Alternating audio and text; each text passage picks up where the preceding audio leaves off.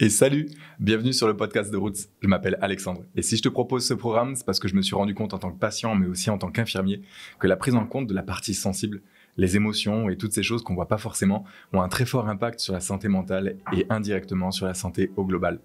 Le seul truc, c'est qu'aujourd'hui, quand on veut chercher, ou quand j'ai voulu chercher un professionnel, je me suis retrouvé face à des discours qui se ressemblaient et une très grande difficulté à savoir qui choisir. Alors je prends le parti, avec ce podcast, de te faire rencontrer les professionnels à travers ce qu'ils ont vécu de facile, mais aussi de douloureux pour que tu comprennes ce qu'ils ont changé pour eux et ce qu'ils peuvent t'aider à changer dans ta vie. Si tu veux en savoir plus, je te donne rendez-vous toutes les semaines pour une nouvelle rencontre et une nouvelle écoute. Je te souhaite un très bon moment. On a discuté il y a quelque temps de quelqu'un qui est venu vers toi. Ça parle de beaucoup de médecine conventionnelle.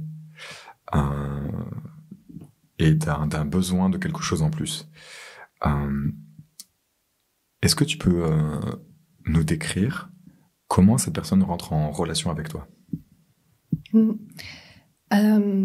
Cette personne, elle me découvre parce que je donne une conférence en fait avec Karine sur le Chin Tsang et en fait elle, ça lui fait un tilt quoi. Tu vois. Donc elle vient pas nous voir à la fin, mais elle se dit ok en fait c'est ça que je cherche depuis longtemps. Puis ensuite elle arrive dans mon cabinet et c'est comme ça qu'on débriefe un petit peu.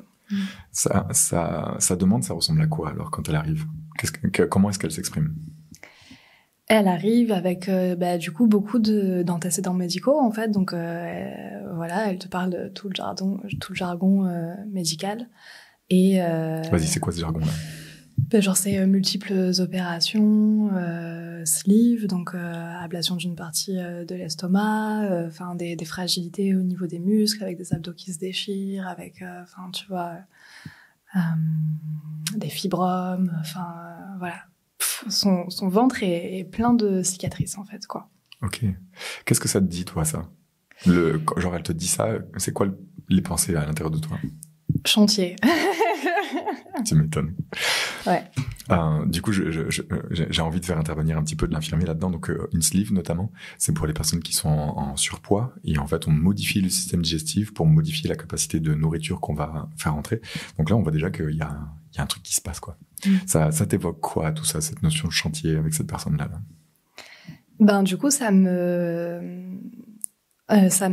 met un défi, en fait. Vraiment, okay. Tu vois. Il y a un moment où je me dis, waouh, c'est pas tellement le genre de cas dont j'ai l'habitude en séance. J'ai plein de gens qui ont des problèmes. Bon, voilà, parce qu'en fait, on parle d'opérations, mais bon, voilà, des cicatrices, quand elles cicatrisent mal, entre guillemets, ça crée des adhérences aussi. Donc, en fait, les tissus, ils sont tous grippés les uns avec les autres. Donc, il y a une moins bonne mobilité. Donc, c'est plus difficile pour digérer et tout ça. Et donc, elle a des gros problèmes, en fait, de digestion qui sont handicapants, en fait, dans sa vie. Ok. Vas-y. Et donc je me dis défi parce que j'ai l'habitude de personnes qui ont des difficultés au niveau digestif, mais pas avec autant d'antécédents et pas avec cette notion d'adhérence qui rend quand même le massage plus compliqué, quoi. Ok. Du coup, quand elle te présente le tableau comme ça, c'est quoi les questions que tu lui poses ? Qu'est-ce que tu as envie de savoir ? Du coup, j'ai envie de savoir tous ses antécédents, la temporalité, le lien avec ses émotions, avec comment elle se sent dans son corps et ses objectifs, quoi. Ok. Qu'est-ce qu'elle décrit de ses émotions alors à ce moment-là ? Qu'elle sent qu'elle est dans une impasse, qu'elle a besoin de changement et d'accompagnement, en fait. Surtout, elle a surtout besoin de soutien, en fait. Et d'être... Il y a une notion de reconnaissance. Ok. Ok. Toi, qu'est-ce que tu détectes par rapport à son discours, sa demande de reconnaissance et à sa façon de gérer ses émotions ou de s'exprimer ? Est-ce qu'il y a une pensée qui te traverse en disant « Ah tiens, je crois que je vais être attentive à ça ou à ça ». Moi, je me dis que là, c'est hyper important d'avoir une posture d'écoute active, attentive, que j'ai confiance que ça va se dérouler, mais en même temps, j'entends que dans ses expériences, elle a pu entendre des choses pas simples, en fait, tu vois. Notamment une personne qui a refusé ce que je dis chantier, c'est un médecin, en fait, qui lui a dit ça en mode ah non, mais là, je vous opère plus, c'est n'importe quoi à l'intérieur, enfin voilà. Et du coup, je sens que D'accord, en fait, quand il y a quelqu'un du corps médical qui te dit ça modifie aussi ton rapport à ton corps et à comment tu te perçois. Et du coup, je sens qu'il y a quelque chose qu'il va falloir réhabiliter à cet endroit. D'ailleurs, c'est intéressant parce que donc je la masse une première fois, elle revient la semaine précédente, puis je vois qu'il y a comme des bleus et des griffures, tu vois, sur son ventre. Puis je lui demande, tu vois, enfin, je dis, bah, qu'est-ce qui s'est passé? Et en fait, elle sait pas. Donc il y a tout ce truc, tu vois, de dissociation, de pas se regarder, de pas se reconnaître, quoi. Ok, donc là, ce que tu es en train de dire, c'est comme il y a des marques qui sont apparues sur son corps et elle est incapable d'expliquer pourquoi. Et du coup, tu le comprends comment, toi, ça? Moi, je le comprends. Moi, je pense que c'est moi qui lui ai fait ça au précédent massage, que son corps a réagi et que voilà. Et je le comprends surtout quand, bah, comme je disais, tu vois, il n'y a pas d'attention qui est portée en fait à son ventre. Et pour moi, le fait de pas porter attention à le ventre, c'est le centre de notre corps. On parle de se regarder le nombril, de tout ça. Alors c'est souvent amené d'une façon péjorative, mais en vrai, il y a besoin de se regarder le nombril. Il y a besoin de savoir qui on est, de prendre soin de nous, et ça passe par prendre soin de notre intérieur, quoi. Ok. Du coup, j'entends qu'il pourrait y avoir comme un regard vers soi qui serait maladif, dans le sens sur-regard de soi ou manque de regard sur soi. Comment est-ce que tu as envie d'apporter du soin, du coup, à ce manque de regard sur elle-même? Bah déjà, moi, poser un regard, en fait. Poser un regard, prendre soin. Je trouve que, bah voilà, on le sait, l'être humain, il apprend par mimétisme, et du coup, permettre... en tout cas que moi, je prenne soin de ce ventre, que je l'accueille, que je le masse, que je lui apporte de la douceur et tout ça, bah, ça permet aussi à la personne de prendre le chemin, quoi. Prendre le pas. Ok. Qu'est-ce qui se passe pour cette femme? Et donc on fait la première séance, ça se passe plutôt bien, et la deuxième séance, elle me dit à la fin que c'était horrible, qu'elle a revécu son accouchement, vraiment des douleurs. Son accouchement d'un enfant? D'un enfant. Ah, ok. Ouais, oui. Mais bon, voilà, que c'était terrible, en fait, quoi. Et puis, et alors que moi, à ce moment-là, en plus, j'étais vraiment dans un toucher doux. Tu vois, j'étais pas encore en mode, parce que bon, le massage du ventre, quand on pratique le Qiné-Sang, on va vraiment chercher les organes en profondeur. Sauf que du fait de toutes ces cicatrices, adhérences et tout ça, j'étais pas, je peux pas arriver dans le ventre et dire, ok, je vais aller tournicoter sur l'estomac, tu vois. Clairement, c'est pas possible. Tournicoter sur quoi? Sur l'estomac. Ah, ok.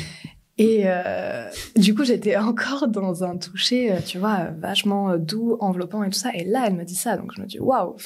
C'est qu'il doit y avoir vraiment beaucoup de sous-couches qui sont grippées et tout ça.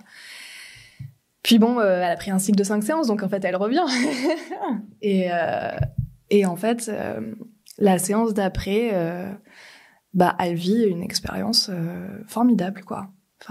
Où elle sent qu'il y a tout qui lâche, tout qui se détend. C'est vraiment comme si le travail de la séance précédente avait pas continué d'infuser en fait tout au long de la semaine. Et là, il y a vraiment son corps qui, d'une part, est prêt. Il a toujours été prêt parce que je suis attentive à la pression que je mets et tout ça. C'est le corps qui m'autorise de le faire. Et il y a une différence entre les récepteurs du corps qui peuvent sentir de la douleur et le mental qu'on peut poser dessus et la vraie capacité du corps à accueillir un toucher. Et souvent, il y a des personnes qui sont un peu douillettes ou des choses comme ça, et pour autant, en fait, le corps, lui, il n'y a pas de problème. Ça, c'est un truc que je sens sous mes doigts.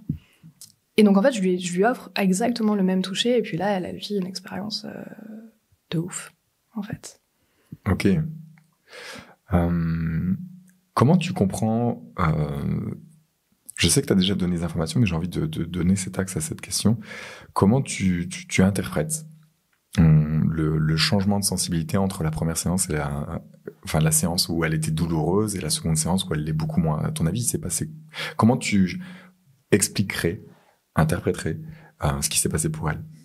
Pour moi, il y a plusieurs choses. Il y a... Le ventre, c'est une zone qui est en lien avec l'intime, c'est une zone de fragilité, c'est une zone voilà, c'est par là qu'on est nourri. Enfin, tu vois, quand on est dans le ventre de notre mère et tout ça. Donc, il y a beaucoup de choses qui se passent à cet endroit. Et finalement, offrir son ventre à quelqu'un qui va venir mettre les mains dedans et genre masser, c'est pas une expérience qui est anodine en fait, hein, parce qu'on donne l'autorisation à quelqu'un d'aller dans nos entrailles, quoi, quelque part. Donc en fait, il y a toute une relation de confiance qui s'installe au fil des séances. Ça, c'est un premier axe de compréhension. Et ensuite, le second axe de compréhension, il est tout simplement physique et mécanique, quoi. C'est que au fil des séances, on va enlever des couches d'oignons, on va enlever des adhérences, des points de tension qui vont potentiellement en révéler d'autres. Mais bon, au plus on en révèle, au plus on en enlève. Et puis finalement, il y a un moment où on retrouve cet état d'équilibre, quoi. Ok.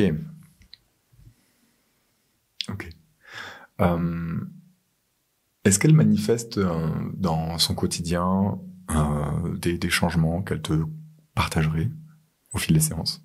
Ouais, et donc pour cette dame, c'était plutôt des changements physiques, dans son confort physique, où en fait, tout à coup, justement, elle a plus de douleur, en fait. Elle a plus de douleur à la digestion, elle a plus de diarrhée, enfin, voilà, ça rentre à la normale. Du coup, le jour où elle me dit ça, il y a vraiment ce truc de victoire, quoi. Enfin, et même moi, en fait, je suis étonnée, en fait, d'avoir autant de... Je m'attendais pas, en fait, à avoir des résultats aussi probants en si peu de temps. Ok. Donc, on reprend. Cette femme te voit en conférence.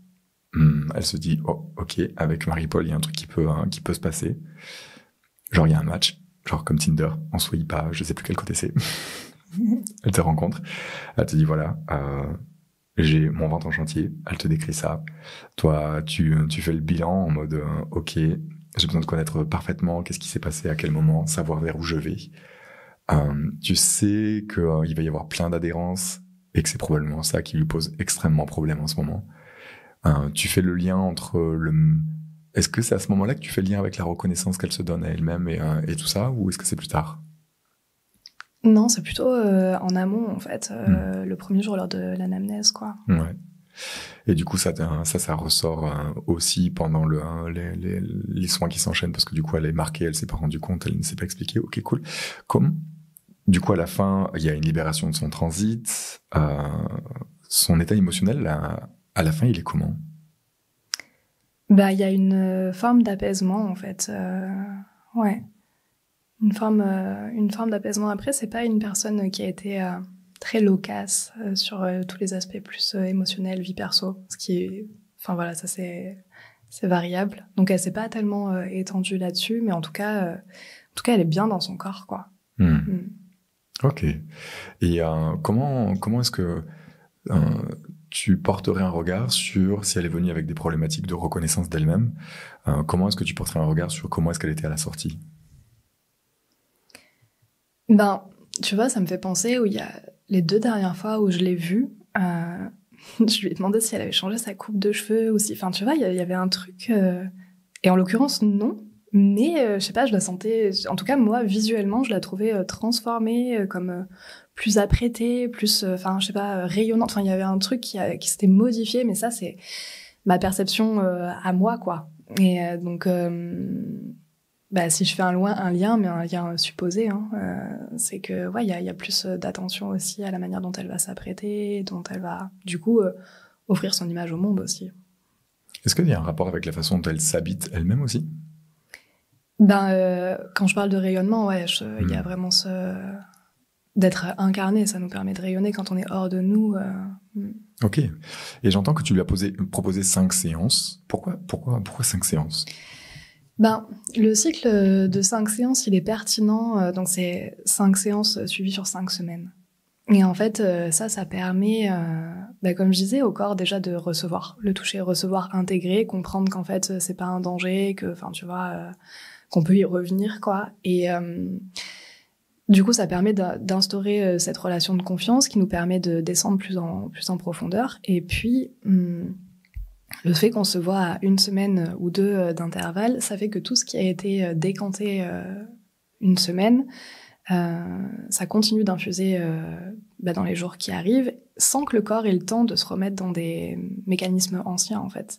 De retrouver, tu vois, un chemin néfaste pour lui. Et du coup, ça permet de donner de la constance comme ça et d'avoir le temps de tout rééquilibrer, quoi. Là, ce que tu viens de dire, c'est super intéressant et c'est super important.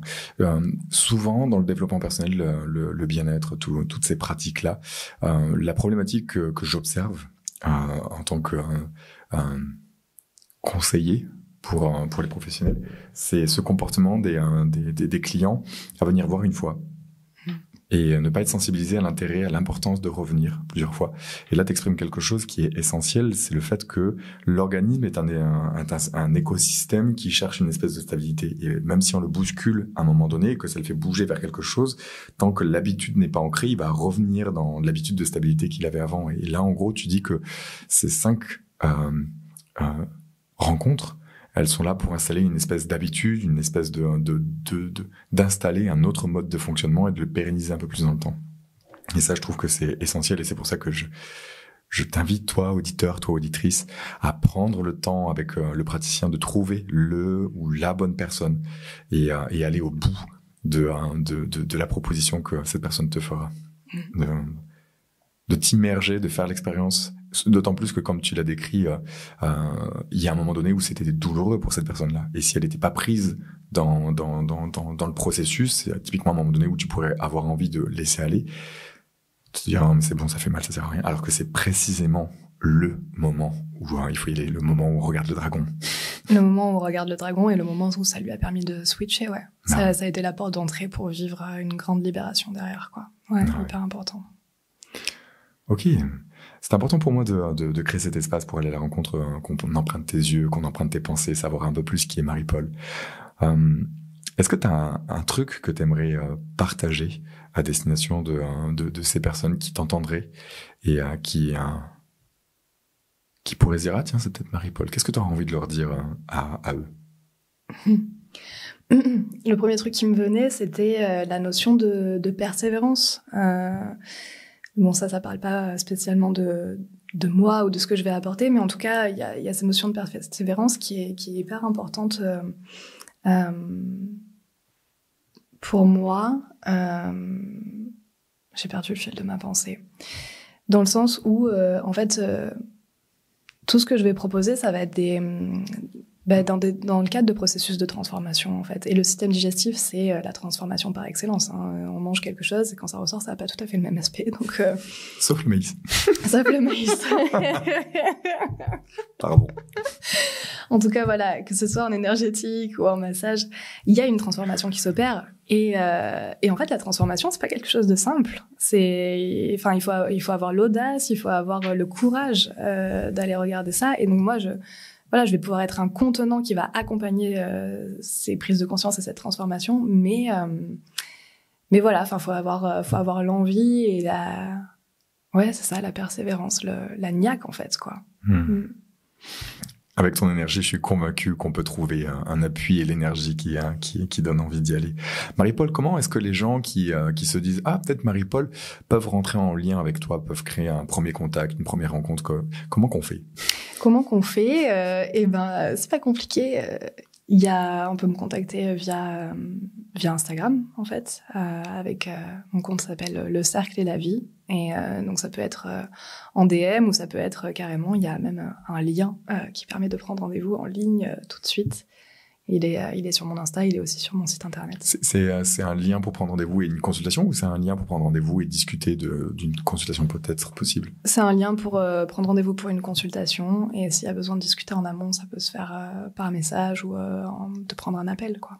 Trop cool, trop cool. Tu fais des conférences, des trucs comme ça? Ouais, ça m'arrive. Ok. T'en as une prévue bientôt? Là, prévue bientôt, non. Prévue pour la rentrée, ouais. Ok, cool. Parce que là, on a fait un premier podcast précédemment où on parlait de ces problèmes de constipation associés à des problèmes de colère, d'explosivité dans la vie relationnelle, etc. Et de comment le Teenage Sang a permis de libérer ça. Ce que je me dis, c'est que ça serait super cool que les personnes qui t'entendent dans cette immersion ou qui t'entendent dans cet autre podcast puissent se dire « Ah bah tiens, comme cette femme qui a entendu parler, qui a vu de la clarté dans son système grâce à toi, puisse faire cette rencontre-là. » Donc, je vais l'inciter à créer des événements pour que vous la rencontriez. Restez bien connectés au réseau de Marie-Paul et de Roots parce que je vais relayer à Max. Et c'est cool. Trop bien. Marie-Paul, c'était un plaisir. Pareil, merci. Merci beaucoup. Et on se retrouvera bientôt parce qu'il y a un autre volet de ton activité qui est plus réunir. Mais ça, c'est une autre histoire. C'est ça. À bientôt, Marie-Paul. À bientôt. Waouh, mais quel plaisir de partager cette discussion avec ce praticien, cette praticienne, et quel plaisir de te partager ça. Je te propose qu'on se retrouve la semaine prochaine pour un nouvel épisode. Et puis surtout, rappelle-toi, les émotions, l'inconscient, c'est comme les racines d'un arbre. On les voit pas et elles sont rudement importantes pour son développement. Alors prends soin de tes racines.